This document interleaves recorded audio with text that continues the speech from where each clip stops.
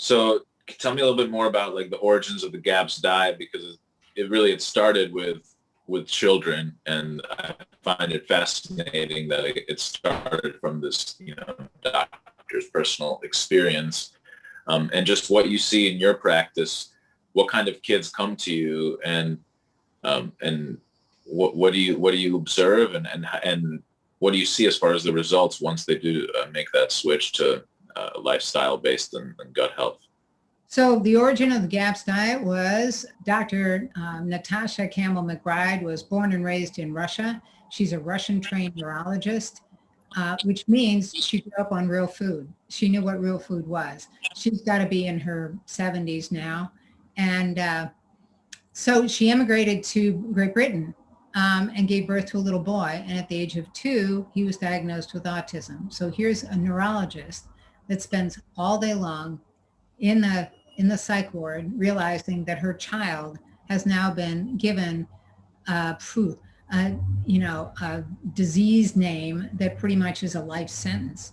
So she, being who she was and a typical mother, is like, well, I'm going to heal my kid. So she began doing research around, well, where does the neurological system begin? What the heck? What's the root cause? And all roads led to the gut.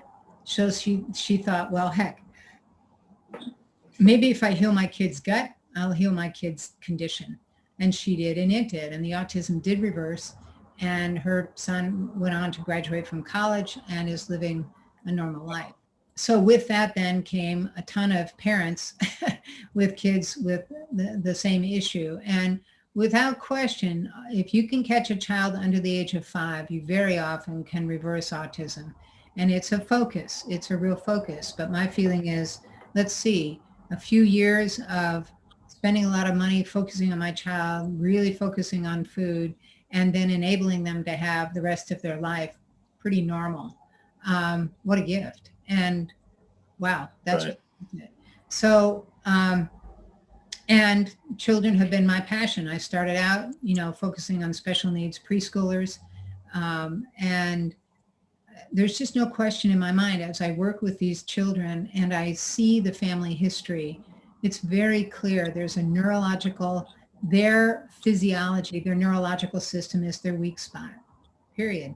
And so you see, a father who was very shy, extraordinarily shy, and would hide, climb under tables, things like that as a kid. He managed to make it okay within the norm, but his child is another 10 degrees down that pike.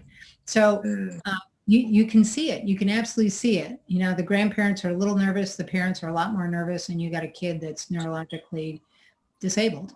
So it's because we're getting worse and worse unless we start paying attention.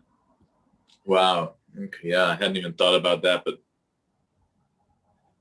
definitely makes sense that there's this genetic compounding effect. Oh, yeah. Even when you think of like where sugar started, and where now you're seeing like as our kind of the modern American diet infiltrates different countries around the world, especially in India, for example, like now the diabetes is going through the roof, but it's been compounding for a couple generations of like being introduced to that Western diet and that, cheap calories.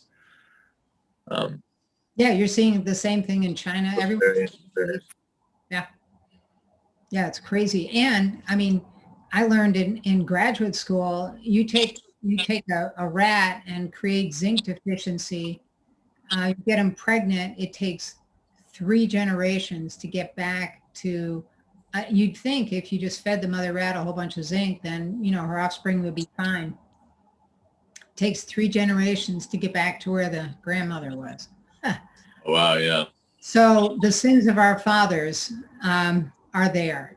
And you can certainly begin to turn things around. Oh my gosh. The changes I see in people once they start eating real food are phenomenal.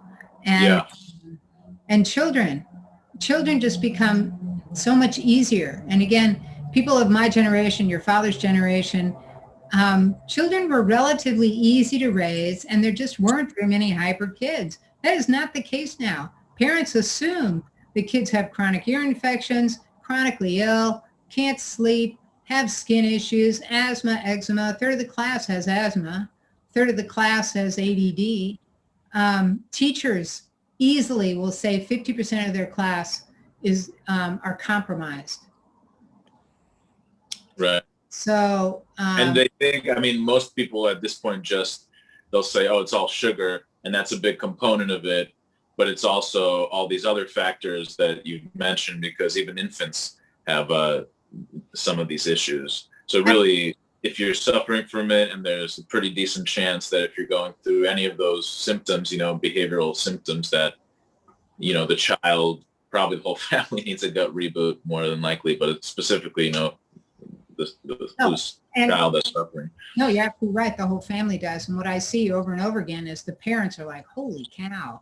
I was helping a couple reverse the autism in their child, and their child was getting better and better and better. But the father, who had extraordinary IBS, where that's irritable bowel syndrome, and he had just explosive diarrhea multiple times a day. And by the time the GAPS diet was done, he was fine and had lost 20 pounds, felt like $1 million.